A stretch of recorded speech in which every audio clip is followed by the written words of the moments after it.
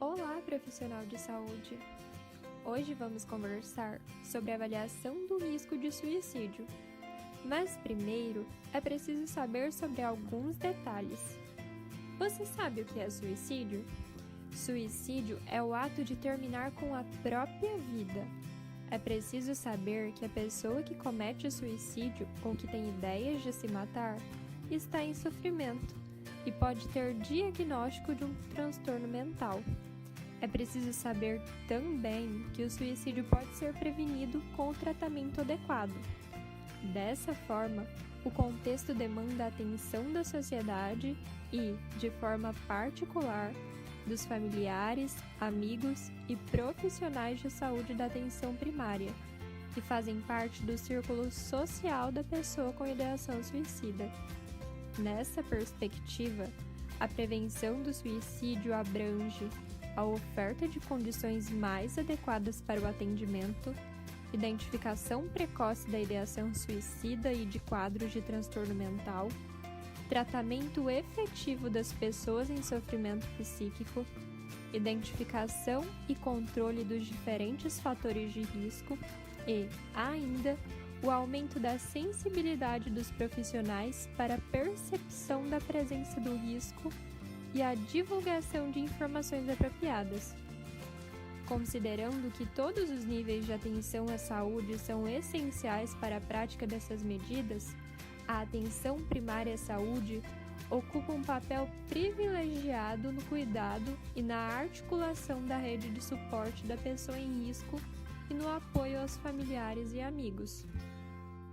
No manejo do paciente, é importante considerar as definições de suicídio, comportamento suicida e tentativa de suicídio.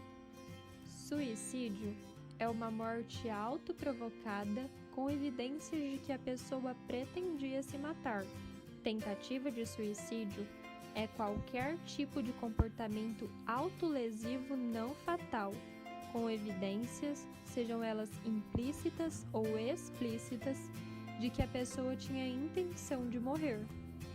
É importante atentar que nem toda violência autoprovocada caracteriza uma tentativa de suicídio, uma vez que o sujeito pode se autolesionar com o objetivo de aliviar outros sintomas, sem que queira pôr fim à vida. Na prática, pode ser difícil diferenciar as duas situações e, por isso, é necessário estar atento aos outros sinais que indiquem ideação ou tentativa de suicídio. O comportamento suicida é um conjunto de atitudes que incluem o pensamento de que uma ação auto-infligida resulte em morte, isso é ideação suicida, o planejamento, a tentativa e o próprio suicídio. Como porta de entrada e contato preferencial do sujeito com o sistema de saúde, você e toda a sua equipe da atenção primária têm como objetivo realizar ações de promoção da saúde, prevenção de agravos e de proposição de cuidados, garantindo acesso, longitudinalidade, integralidade e coordenação da atenção a pessoas e famílias residentes em sua área de atuação. É importante lembrar que a postura do profissional de saúde, que inclui o modo de conduzir a entrevista e de se dirigir ao paciente, com expressões verbais e não verbais, faz parte do relacionamento entre o profissional e o paciente e é capaz de facilitar essa conversa entre os dois. No caso de uma avaliação de risco de suicídio, é o que permite ao paciente confiar em nós e revelar que, sim, tem pensado em suicídio. O comportamento suicida reúne fatores complexos e diversos e, por isso, precisamos analisar algumas informações particulares do paciente, como história e circunstâncias de vida, significado dos últimos acontecimentos, além de fatores de risco e proteção. Nesse sentido, a avaliação do risco de suicídio é sistematizada por Neuri José Botega em 5 etapas, sendo elas: entender o que está acontecendo com o indivíduo, compreender o seu estado mental, observar a intenção de suicídio, analisar os principais fatores de risco e proteção e, por fim, formular o risco de suicídio e a medida necessária. Então, vamos lá. A primeira etapa é: o que está acontecendo? O contato inicial com o paciente é para colher informações, oferecer um apoio emocional e formar um vínculo. Nesse sentido, é preciso compreender o ponto de vista do paciente, considerando o contexto social, cultural e familiar em que ele se encontra.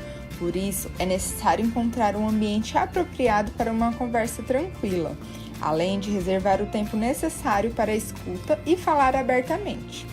Nessa perspectiva, é importante utilizar uma abordagem empática, de maneira calma e aberta, de aceitação e de não julgamento, a fim de facilitar a comunicação e criar vínculo.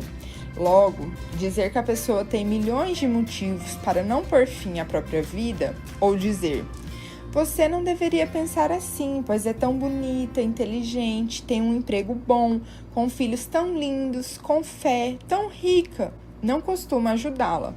Na dúvida, se não souber o que dizer, a melhor orientação é apenas escutar e encaminhar a um profissional especializado, pois o projeto de suicídio deve ser compreendido como um fato que é resultado de um conflito interno sério, que pode ser prolongado e até mesmo insolúvel.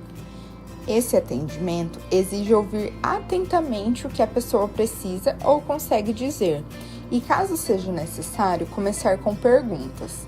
Faça-as de modo abrangente, incentivando o paciente a falar dos seus problemas atuais, seus sentimentos e motivações, por exemplo. Em um segundo momento, é preciso conduzir a entrevista por meio de algumas perguntas mais diretas, a fim de esclarecer o que motivou a tentativa de suicídio e suas circunstâncias, explorando a existência de estressores e de transtornos mentais. Assim, é preciso evitar perguntas em que o paciente possa responder apenas com sim ou não.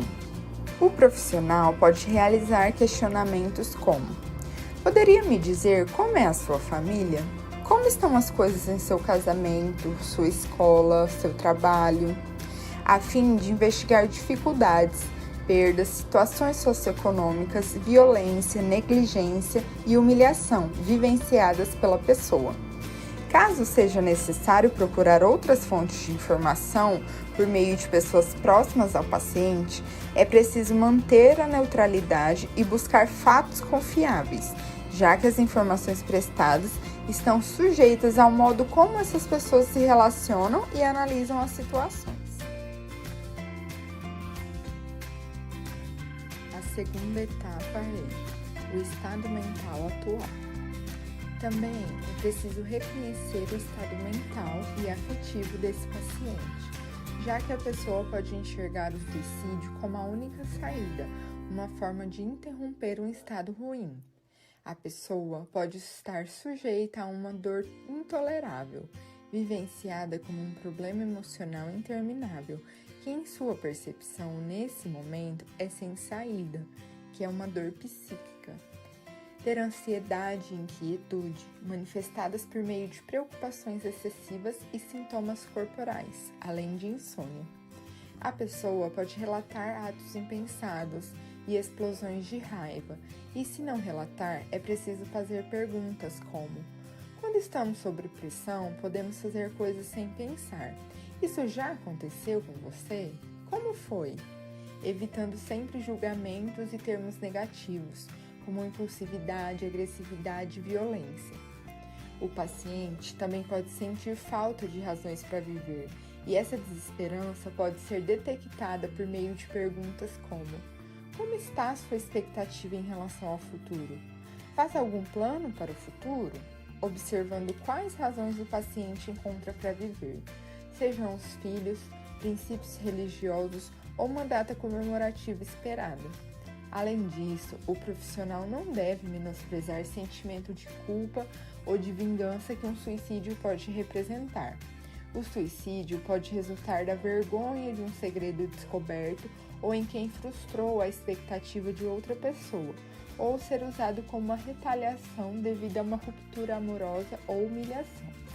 Também é preciso lembrar que na presença de alguma confusão mental ou rebaixamento de consciência, como dor psíquica, desespero, desesperança, desamparo, depressão, dependência química, delírio, as pessoas ficam mais propensas a atos impulsivos e descontrolados.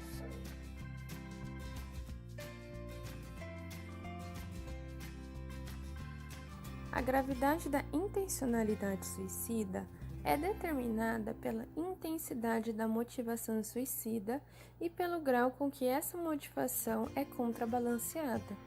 Então, nesse sentido, a intencionalidade suicida cresce a partir de ideias vagas de morrer, chegando a planos detalhados de como se matar, incluindo providências tomadas antes da morte e cuidados para evitar salvamento a tempo. Por isso, é importante não deixar a avaliação da intencionalidade para o final da consulta, para ter tempo de tomar providências caso o risco seja tão alto.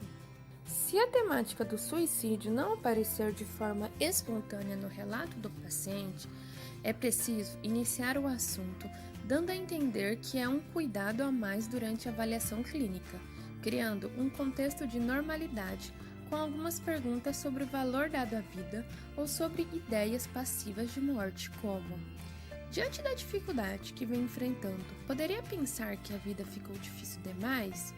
Já chegou a pensar que não vale mais a pena viver? Você pensa muito sobre morte de pessoas que já morreram ou sobre a sua própria morte? Quando você diz que preferia estar morto, é por causa de alguma doença ou chega a pensar em suicídio? Dessa forma, o profissional organiza as perguntas partindo de um contexto mais amplo e que vai se afunilando em detalhes. A sequência de perguntas se concentra em obter informações sobre a ideia de morte, sendo passiva ou ativa, a persistência e a intensidade da ideação e qual o controle que o paciente tem sobre ela, e sobre o plano suicida. Logo, o entrevistador pode perguntar: você já pensou que seria melhor morrer? Como são esses pensamentos? Esses pensamentos te assustam? Você consegue parar de pensar nisso?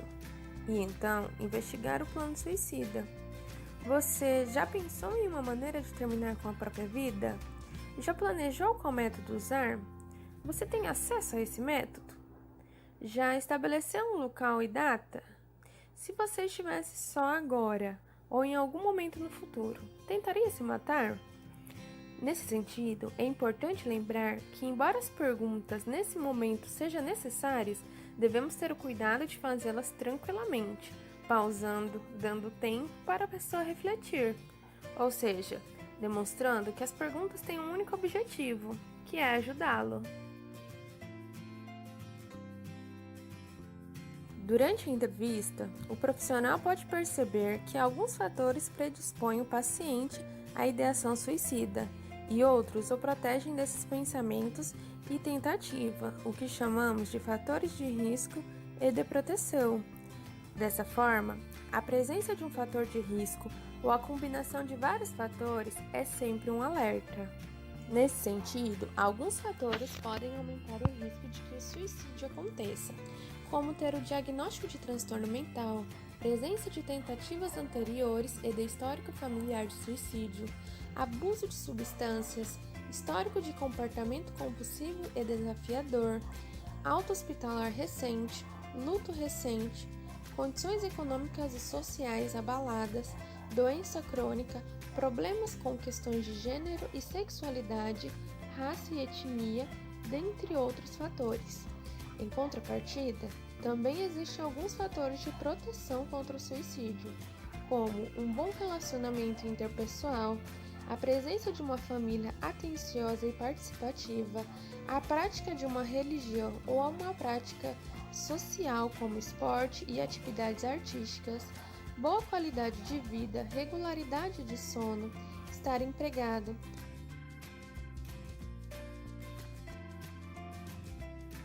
Depois dessa consulta inicial, é possível formular o risco de suicídio a partir desse conjunto de informações e, logo, classificar a situação em baixo, médio ou alto risco de suicídio, para que as medidas corretas de intervenção sejam efetivadas. Você, profissional de saúde, já pensou em como acolher uma pessoa assim? Saberia para onde encaminhar?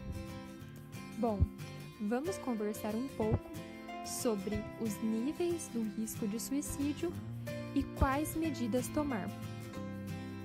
O paciente em baixo risco de suicídio apresenta ideias passageiras e perturbadoras de suicídio, sem plano ou tentativa anterior.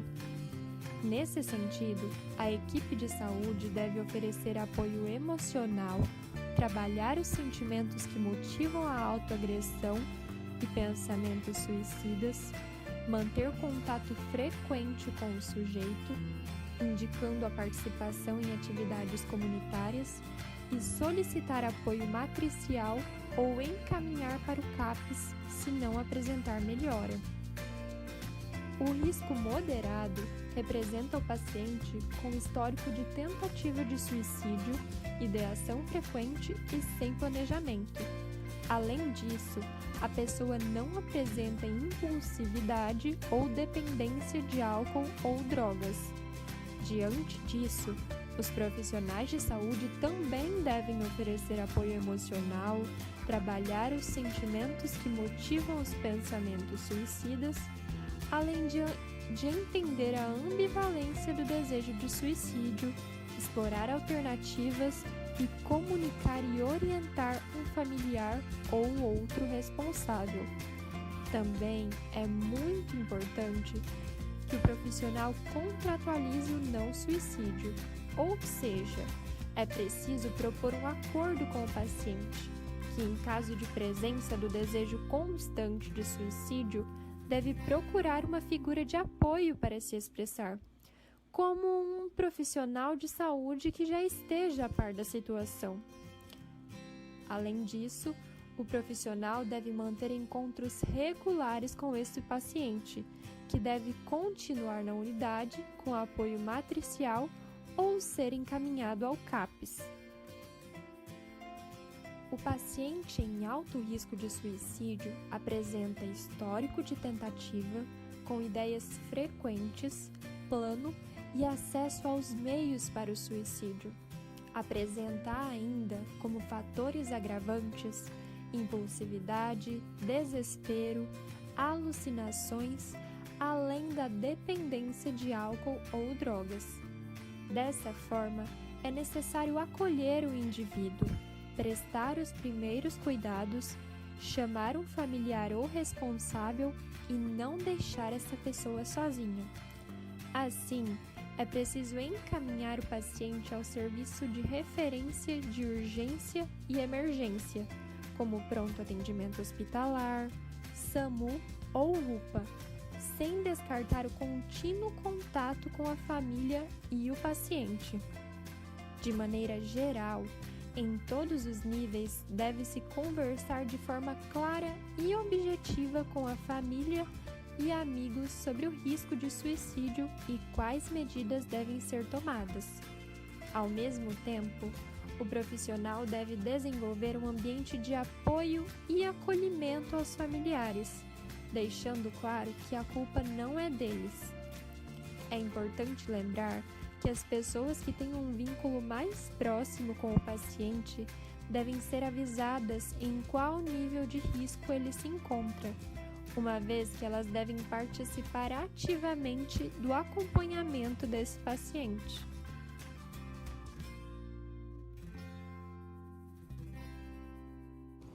Ei, temos mais uma coisa para falar. Você sabe como uma criança ou adolescente com ideação suicida se comporta? A criança ou adolescente pode apresentar humor deprimido, queda do rendimento escolar, aumento do isolamento social, perda de interesse em atividades que antes davam prazer, mudança na aparência, desleixo com os cuidados pessoais, preocupação com temas relacionados à morte, aumento da irritabilidade, crises explosivas de raiva, alterações no comportamento, uso de álcool ou drogas, mudança no padrão do sono e de apetite, uso de expressões verbais autodestrutivas como "eu queria morrer", e pode não se importar em fazer planos para o futuro. Logo, a criança ou adolescente também é avaliado por meio da avaliação de risco de suicídio. Dessa forma, a criança ou adolescente que considera o suicídio como a solução para os seus problemas deve ser observado de perto, principalmente se estiver sentindo só e desesperado, sofrendo pressão de estressores ambientais e insinuando que é um fardo para as outras pessoas. E você sabe como abordar uma criança ou adolescente com ideação suicida? Ao abordar uma criança, é preciso considerar que todas as ameaças de suicídio devem ser encaradas com seriedade, mesmo quando possam parecer falsas ou manipulativas. É necessário ajudar o adolescente a avaliar a situação, permitindo que ele descubra novas soluções para o seu sofrimento, explorando as soluções e orientando-o. Além disso, é preciso compreender as razões pelas quais a criança ou adolescente pensa em suicídio como forma de lidar com seu sofrimento, transmitindo esperança sem dar falsas garantias e sem fazer promessas que não possam ser cumpridas. Para isso, deve-se romper o isolamento vivenciado pelo jovem e abordá-lo diretamente, expressando disponibilidade de escuta sem